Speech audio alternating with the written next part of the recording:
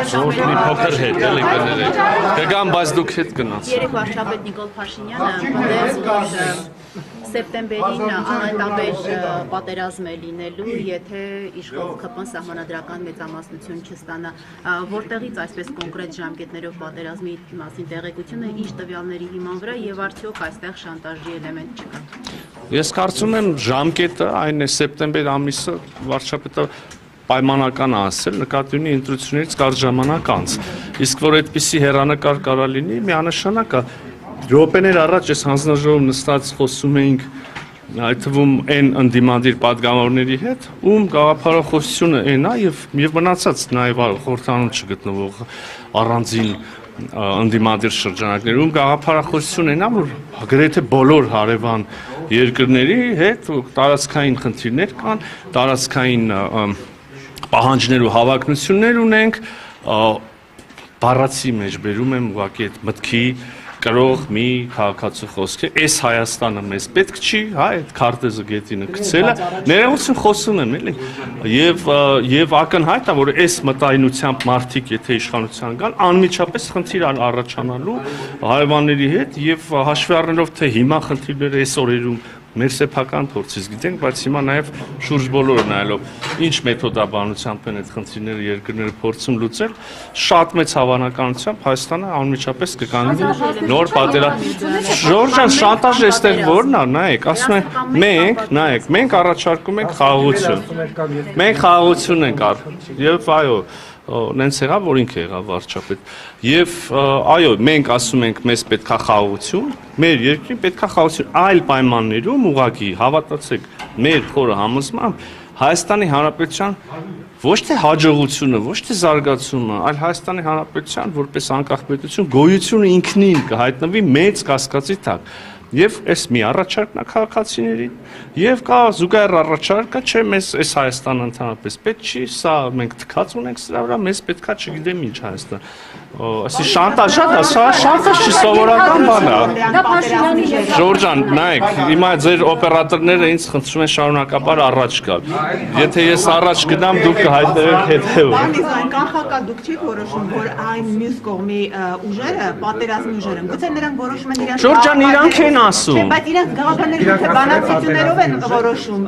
Պարոն Միրզա, ինչ է։ Լավ, ինչի մասին է խոսքը։ Դուք մեղադրում եք քաղաքալը, նայեք քաղաքական անճարակության դրսևորում ասա այն քաղաքական ուժերի կողմից, որոնք մեզ մեղադրում են նրանում, որ մենք ասում ենք մենք խաղաղության կուսակցությունն ենք եւ մյուսների ասած այնքան անհեռանկար է եւ վտանգավոր, որ հանգեցնելու է պատերազմի։ Հիմա այս այնքան ճիշտ է եւ անխոցելի, հələ սրա հոգեբանական կողմն է, որ գալիս են մեզ ասում են լավ էլի այդ մի ասեք, որտեվ ընտրական պայքարում, մրցավազքում մենք կարող այդքան հաջողակ կլինենք։ Դե հենց հիմա դուք եք ասում այդ շատ դուք ինչ եք նախապես լավ հարցը։ Այո, դուք ինչ եք որոշել, որ օրինակ դուք խոսում եք շատ Քոչարյանի, Ծառուկյանի, Սամվել Կարապետ, ինչ եք որոշել, որ դա մեր քաղաքական իրավունքն է։ Հարցը ստարված։ Շանտաժ կա, շանտաժ կա, ես այդտեղ շանտաժի էլեմենտ տեսնում եմ, ոչ։ Ինչու ենք անում, լավ ենք անում, դա մեր քաղաքական առաջարկն է, տեղալ օրենք խառնում է բոլորովին։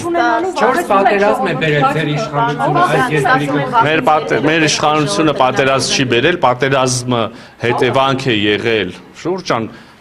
եթե ուզում եք տենց բան անենք, լեզվակռիվ անենք, լավ, դա էլ կարանք անենք, եթե ուզում ենք լուրջ խոսակցություն ունենանք, որից մեր ժողովուրդը կարա շահի, ապա ամենամեծ եւ պարզունակ եւ բան միամիտ քայլը կլինի ասել, որ այս ինչը պատերազմա բերե, այն ինչը պատերազմա բերե։ Պատերազմը հետևանք էր, մեր օրոքը ուրիշ բան է, բայց որ ասում եք դուք եք բերել, սա լրիվ անհեթեթություն է։ Մեր օրոք է եղել, այո, եւ եղել է նրա հետևանքով, լավ գոնե հիմա ես կգնամ, այս եթերները կանջատվի, հարգելի գործընկերներ, գոնե ասի գիտակից մարդիկ եք, դուք ձեզ ամեն մեկը ինքը իրան, գոնե խոստովանի, որ դա հետևանք է 30+ տարիներ սխալ քաղաքական այդ թվում ես, սխալ քաղաքական ուրեմն մտքի շրջանակներում մնալու հետևանք է, չհասկանալու հետևանք է, որ պետքա այդ հարցը լուծվեր եւ այլ կերպ չէր կարող լուծվել եւ այլը եւ այլը։ լիքը բան կարելի է մեզ մեղադրանքներ կասել, որ մենք ենք բերել մեծ չափազանցություն։ Ադրբեջանում այնպիսի իրավիճակ է, պարոն Միրզոյան, որ նույնիսկ ձեր ասած խաղաղությունը հնարավոր չէ, որ իրագործվի։ Այս իրավիճակում ինչ կանխատեսում։ Հիմա կարելի է արդյոք ձեր ասածը եզրակացնել, ձեր ասածից բխեցնել հետևյալը։ Դե քանի որ մենք տեսնում ենք, որ նույնիսկ խաղաղության ասողները խաղաղության մեջ չեն կարողանում մնալ, եկեք հենց մի բանից թևերներս կշտենք ու մտնենք պատերազմի մեջ։ Ինչքան հնարավոր է պետքա պահել մեր խաղաղությունը, լսում ես։ Պարոն նախարար, ձեր քաղաքական դոկումենտներից մասնավորապես երկրորդ նախագահ Ռոբերտ Քոչարյանը հաճախ է հայտարարում, որ Արցախցիների վերադարձի իրավունքին հետամուտ են լինելու։ Ես խնդրում եմ, որպես նախարար ասեք, աշխարհում կա մեկ ժողովուրդ, ազգ կամ հանրույթ, որ օգտվել է վերադարձի իրավունքից եւ վերադարձի իրավունք ասածը ինչ կարգավիճակ է ենթադրում վերադարձողների համար։ Ճիշտ ասած, հիմա դուք տալիս եք հարց, որը ես եմ սովորաբար, երբ որ առիթ ալնում, այդ թվում խորհրդանում եւ հանձնաժողովի աշխատանքների ֆորմատով, երբ որ ասում են վերադարձի իրավունք, ասում եմ մի հատ խնդրում եմ, ինձ կասեք դետալիզացված, այդ վերադարձը ոնց է իրականացվելու, ինչ պայմաններով։ Ենթադրենք, ընդեղ դռները բացում են, ասում են եկեք, ստեղ էլ են մարդիկ, ովքեր ուզում են գնան, գնում են։ Խնդրում եմ ինձ նկարագրեք պայմանների, եթե չասեմ ամբողջությունը, գոնե մասնակիորեն։ Արդյոք դա նշանակում է գնում եք եւ լինում եք անկախ պետություն, թե լինում եք Ադրբեջանի քաղաքացի, Ադրբեջանի անձնագրով գնում եք դպրոց, որտեղ հայերեն չկա, թե հայերենը հերիք է, թե օրինակ ոստիկանությունում այդ որոշակի տարածքում անպայման պիտի լինեն հայազգի ոստիկաններ, թե ադրբեջանցի ոստիկանը նորմալ է, դատարանը, եւ այս կարգի տասնյակներով հարցեր, որովհետեւ այդ հարցի պատասխանից շատ մեծ բան է կախված եւ Հայաստանի Հանրապետության քաղաքացիներն կարող տեսնեն այդ մարդկանց անկեղծությունը եւ անցյալի մասով, երբ որ իրանք մաքսիմալն են պահանջում եւ երբ որ մենք ասում ենք նշաձողը որ իջացնենք լուծումներ կգտնվեն, մեզ դատապետում էին այդ ազգային բաներին դավաճանելու համար։ Հիմա տեսնենք կարող է բարձրվի այդ մարդկանց նշաձողը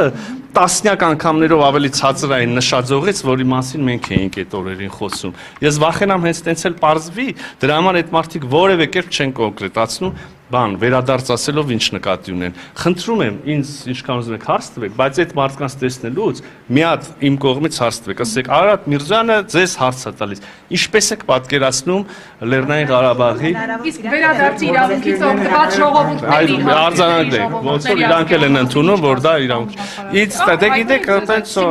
հիմա ճիշտ ասած տես չեմ նայել, հիմա հնդածս փորձում եմ հարցը տվեցիք, հիշեմ պատմության լայն ժամանակագրությամբ եւ աշխատանքությամբ, այս պահին մտքից չի բան գալիս, բայց չեմ բացառում որ եղած լինի։ Եվ դա կարևոր էլ չի, կարող է պարզվի ընդհանրապես չի եղել, կարող է պարզվի 3 դեպք եղել է։ Հասկանում եք, բայց ես ասում եմ, այսօր այդ հարցը որ մարդիկ ձեզ բարձրացնում են, այդ մարդիկ, որ 30 տարի մի ամբողջ ժողովրդի Հայաստանի Հանրապետությունում եւ Լեռնային Ղարաբաղում մի ամբողջ ժողովրդի քթից բռնած տարել են, արունակամ են, արունակ հստակ իմանալով որ իրանց ուզած լուծումը իրատեսական չի, մարդիկ են մոլորության մեջ են եղել, այդ թվում ես նորից չեմ ուզում, ամեն անգամ ուզում եմ իմ մեղքը շեշտեմ, որ հանգարց չմտածեք, ես դիստանցավորում եմ դրանից։ Խաբել են, հիմա էլ են ուզում այդ նույն նարատիվներով խաբել մարդկանց։ Այս համատեքստում եւս մի հարց կա նախարար ձեր թույլտվությամբ։ Հիմա եկեք, շատ լավ։ Հարցը լեգիտիմ է, առաջարկում եմ եկեք հստակեցնենք։ Ինձ եւ մեզ ուղված մեղադրանքը ինչու՞մն է, որ ժամանակին չենք գնացել շատ ցավոտ կորուստների, սա մի իրավիճակա մի պատասխան է ընդհանուր, թե չենք կռվել, թե կռվել ենք, զոհերը տվել ենք, թե պետք է չտայինք հանձնելով, թե որտեվ այս մեղադրանքների մեջ իրար մեջ մեծ հակասություն կա։ Եթե երկու տարբեր մարդ ամեն մեկը իմ այդ մեղադրանքներից մեկը ուղի, մեկը ասի դուք հիմար էիք եւ չգնացիք լուծումների, ջանդամ թե ժողովուրդը դա չէր պաշտպանում, չտվեցիք հողերը, սա մի մարդ ասի եւ այն մյուս մարդը ասի, որ դուք պետքա կռվեիք մինչեւ վերջ, շատ եւ հիմա էլ կռվեք եւ չգիտեմ, կապ չունի, տարբերություն չկա, Հայաստանի Հանրապետություն եւ Լեռնային Ղարաբաղ անջատ չկա եւ այլն, այսպես բաներ ասեն։ Այս հլելի հնարավոր է համակերպվել այս իրականության հետ առանձին մեղադրանքները փորձել հասցեագրել, բայց երբ որ դրանք նույն մարդիկ են ասում, հիմա ինձ հետաքրիր է էլի, ես ինչու եմ մեղավոր, որ հողերը տվել եմ, թե չեմ տվել, որ զոհեր եղել են, թե չեն եղել, այս որ իրանք բան անեն, գան եզրակացության Տարբեր է, մենք քանի անգամ առիթ ենք ունեցել ասելու, որ մենք բավարար իմաստություն չենք ունեցել հասկանալու, որ պետքա գնալ շատ շտապ եւ շատ մեծ զիջումների, որպեսզի կանխենք այս արյունահեղությունը։ Բայց դա էլ հարց է, եթե մենք ունենայինք բավարար այդ իմաստությունը եւ համարձակությունը, դա ինչքանով ընդունելի կլիներ Հայաստանի Հանրապետության ժողովրդի համար, ես էլ առանձին ուսումնասիրության նույնիսկ Հիմա զոհերը չլինեին, բայց հողերը տանք, դուք խնդրում եմ, նայեք, ես մի խնդրանք ունեմ ձեզ, որպես նաև տարիներ շարունակ իրար ճանաչող մարդ, դուք իրավունք ունեք այդ մեղադրանքներին սնչեցնել, նաև լրագրող եք, հարց եք տալի, կարող եմ ես ձեզ նույն հարցը տալ հիմա, դուք ոնց եք կարծում 2020 թվականի հունվարի 1-ին պետք էր գնալ ասել ես հողերը տալիս եմ, Ղարաբաղի անկախությունից հրաժարվում եմ եւ դրանով գնում ենք լուծման եւ պատերազմ չլինի, թե պետք էր գնալ պատերազմի եւ կռվել։ Խնդրում եմ ձեր անձնական դիրքորոշումը ասեք, ես հասկանամ։ Okay, ինչ կանեիք։ Կանեի այնպես, որ զոհեր չլինեն։ Այսինքն կտայիք հողերը եւ Լեռնային Ղարաբաղի անկախություն կոչվածից կհրաժարվեք։ Բայց ամեն ինչ աղբյուր է։ Ես ձեզ որևէ բանում չեմ ներողություն։ Եկեք ճիշտ հասկանանք իրար։ Ես ձեզ բանում որևէ բանում չեմ մեղադրում։ Ուղղակի ինձ որպես անհատ հետաքրքիր է ձեր որպես անհատի դիրքորոշումը, շնորհակալ եմ որ ասեցինք, վաղը միսօր պետք կգա։ Պարոն Միրզոյան, վարչապետը մի քանի ամիս առաջ հայտարարեց երկաթուղու կառավարման նոր մոդելի մասին։ Կա ինչ-որ նորություն այս առումով, թե չէ որևէ պետություն հանձնարարել է կամ առաջարկել է, որ կառավարի երկաթուղին եւ Ռուսաստանը արդեն վերջնականացրել է իր դիրքորոշումը, պատրաստ է կառավարումից հրաժարվել, թե ոչ։ Դե նախ վարչապետը ասեց, որ այդ փաստի բերումով հայաստանյան երկաթուղիները զրկվում են մրցակցայնությունից եւ առանձին երկրներ, ովքեր չեն ուզում գործ ունենալ որևէ կերպ Ռուսաստանի կամ նրա կողմից որևէ կերպ կառավարվող ակտիվների նախագծերի հետ, ուզում են շրջանցել Հայաստանը։ Դա սա փաստ է եւ որևէ մեկը առանձնապես չի թաքցնում նույն այդ երկրները, ովքեր ուզում են շրջանցեն։ Հիմա մենք ուզում ենք, որ Հայաստանը չշրջանցվի մեկ, եւ մենք ուզում ենք, որ Հայաստանի Հանրապետության երկաթուղիները մոդեռնիզացվեն երկու, մենք ուզում ենք, որ Հայաստանի Հանրապետության երկաթուղիները առնվազն քիչ առաջ Գյումրի կարծիքից ենք խոսում, ֆիզիկապես պակասող 2 կիլոմետրական ինչքան է կապվի մի կողմից Թուրքիայի երկաթուղիների հետ կարծով, մյուս կողմից նաև Երազ, Նախիջևան, դե ամենահարավն էլ քննարկեցինք Թրիպը։ Հիմա այդ կառավարող ընկերությունը եւ երկիրը, որին պատկանում է այդ ընկերությունը, պետք է դիրքավորվի այս հարցի շուրջ։ Եթե կառուցում են, մոդեռնիզացում են, մի իրողություն է, եթե հրաժարվում են, այլ իրողություն է, այն ժամանակ պիտի մտածենք այլ լուծումների մասին։ Ինձ տենց հստակ վերջնական դիրքորոշում հայտնի չի։ Պարոն Միրզոյան, տեսեք,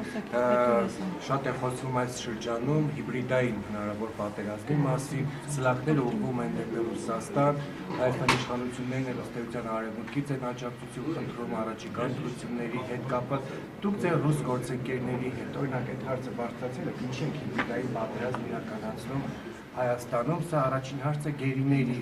Արցախի ռազմաքաղաքական ղեկավարության հետ կապված ինչ նորություններ են հայտնի, ինչ է լինելու, արդյոք նրանց Հայաստան վերադառնալը որքանով է հավանական այս ընթացքում եւ երրորդ հարցն էլ ներողություն, որտեղ է հարցთან Սա հարցերը տվեք։ Երրորդ հարցը տեսեք ազգային Եկեք ընդհատենք երրորդ հարցը չլսենք մյուս կողմից։ Ազգային անվտանգության ծառայության հարցերը ազգային անվտանգության հաստատել էր, որ օրինակ կաթողիկոսի եղբայրը KGB-ի գործակալ է, ձեր մասով ժամանակի մի փաստաթուղթ էր հրապարակվել։ Ես շնորհակալ եմ այս հարցը։ Դրան էլ անդրադարձեք։ Լավ։ Երկրորդ հարցը ամենահեշտն էր, մի րոպե, երկրորդ հարցը որն էր։ Հա, ուրեմն պահվող անձանց գերիների վերաբերյալ դիրքորոշումը մեր նույնն է, ես նույնը համարյա գրեթե բառացիպ կրկնեմ, ես գերադասում եմ այստեղ ավելի շատ բարձրաձայն եւ հրապարակային չխոսել, աշխատել, երբ որ արդյունք է լինում, դա ողջ հանրությունը տեղեկացվում է։ Մենք ողջունում ենք վերջին ուրեմն 4 գերիների ազատ արձակումը եւ վստահ ենք, որ բոլոր մնացած պահվող անձանց հնարավորինս շուտապույտ ազատ արձակումը եւս մի քայլով կամրապնդի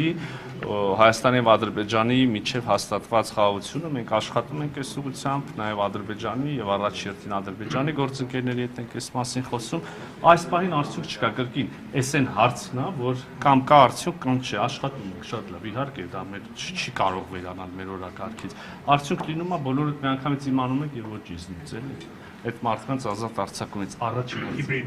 հիբրիդային է ուրեմն հիբրիդային եկեք մի հատ հասկանանք ինչ է նշանակում հիբրիդային հարձակում դա նշանակում է դա գրել են որ Դուբայում տվյալ նայեք դա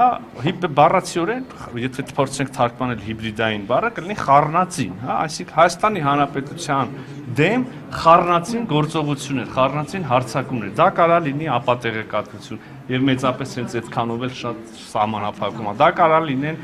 կիբեր հարձակումներ չգիտեմ զանազան եւ այլ այսինքն գրականություն կա բան պատշարժի ժամանակը վատնել սահմանման վրա արվում է Հայաստանի Հանրապետության դեմ այսպիսի հարձակումներ միանշանակով կարա կարծեք այլ կարծիք հայտնի մի մասը իդեպ սիրելի գործընկերներ չեմ ճանաչում որ լրատվամիջոցներ ներկայացնում մի մասը ձեր միջոցով արվում այդ ձեր միջոցով արվածի մի մասը գիտակցված է արվում ձեր կողմից մի մասը տենց պատաբար ստացվում է դե լուր է գալիս է տարածելու անհրաժեշտություն եք տեսնում այո առաջին հերթին եւ մեծ մասը հենց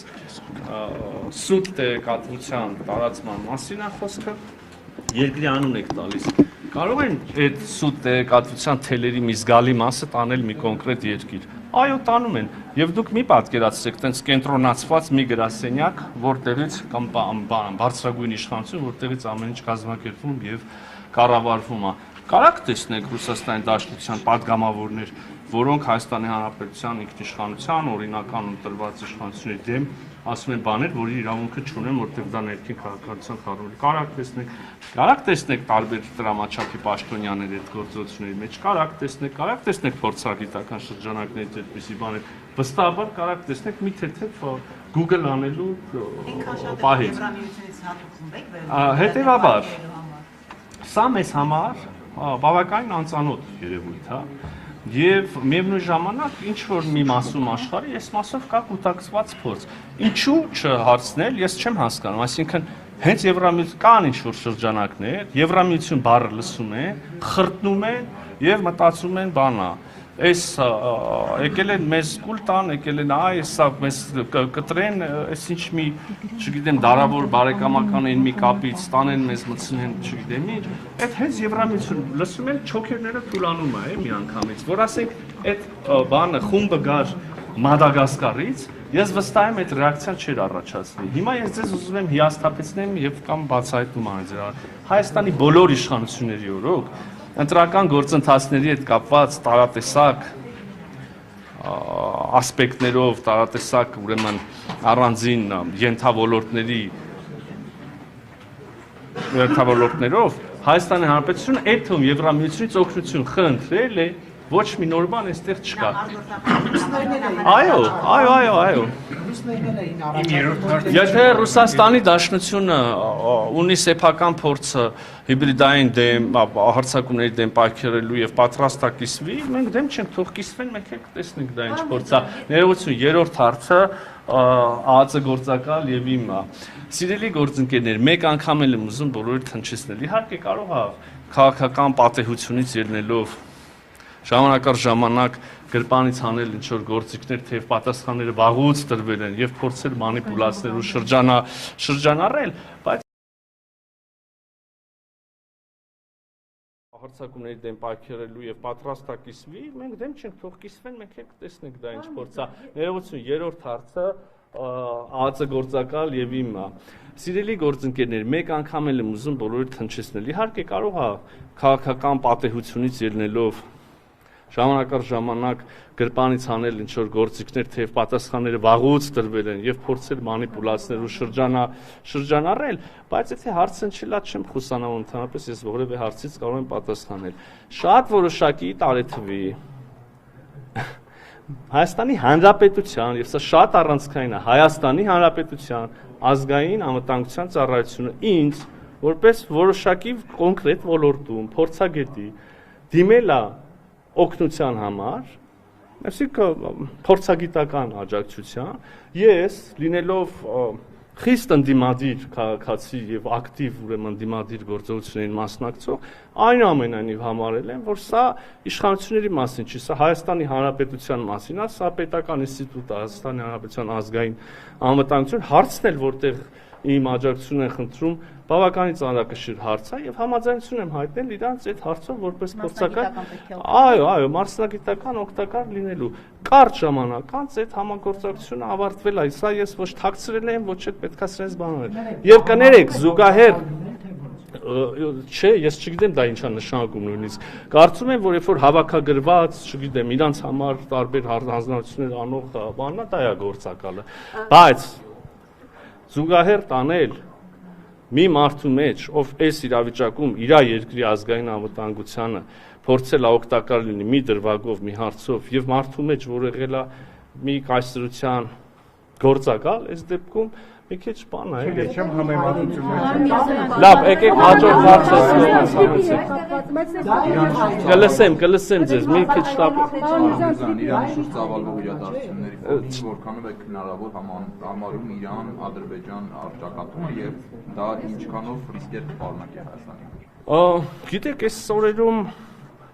հնարավոր այնպիսի բաներ են հնարավոր դառնում, որոնց մասին նախորդիվ նույնիսկ ամենալուրջ փորձագետները կարող մեծ թերահավատությամբ խոսեին, ես չեմ վերցնի իմ վրա այդպիսի ուրեմն պատասխանատվություն ասել ինչքանով է հնարավոր, ես կարող եմ ուրիշ բան ասել, որպես Հայաստանի Հանրապետության արտաքին գործերի նախարար, Հայաստանի Հանրապետությունը մենք, ես շահագրգռված ենք Հայաստանի Հանրապետության շուրջ խաղաղության լիակատար պահպանմամբ, նույն մեր եղբայրական Իրանի ժողովրդի պարագայում էլ մենք ցավում ենք եւ մահերը եւ քաղաքացիական ենթակառուցվածքների հարվածները նրանց հարևան բոլոր, այսինքն եւ իր հարևան արաբ ժողովուրդներն ու պետություններն մեր բարեկամ ժողովուրդներն, այսինքն մենք ուզում ենք կողմ ենք նրան, որ րոպե առաջ խաղաղություն հաստատվի նաեւ իրենց մոտ։ Մեր շուրջ եղած խաղաղության պահպանմամբ շահագրգիռ ենք էլ ավելի տասնապատիկ եւ հարյուրապատիկ։ Այս համատեքստում բարոյարը արդյոք կանգնած է գործընթացը, որովհետեւ Փաշինյանն ասել, որ ԱՄՆ-ի համար այսպայն առաջնահերթություն չի եւ մտահոգություն չունենք, որ լարվածությունը ԱՄՆ Իրան շարունակվի հնարավոր է կյանքի չկոչվի գործընթացը եւ բացի այդ մտահոգություն է հնչում, որ ԱՄՆ-ն կարող է երրորդ երկրին վաճառել ինչ-որ փուլում եւ այդ երկիրը կարող է լինել Թուրքիան։ Այս հարցով մտահոգ։ Միանգամից վերջից սկսեմ, ուրեմն